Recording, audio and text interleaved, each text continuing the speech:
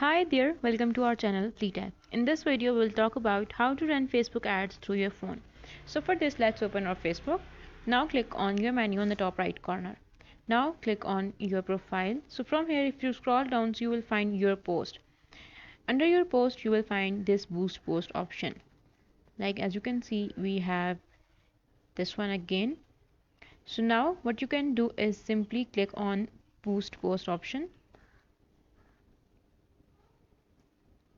It may take few seconds here.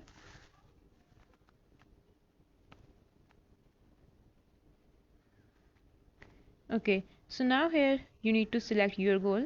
We want automatic, or we want get more messages, or we want get more video views. So we want more video views, and then you can do more editing from here if you want. You can select the budget from here and then add a payment method and then click on boost post now.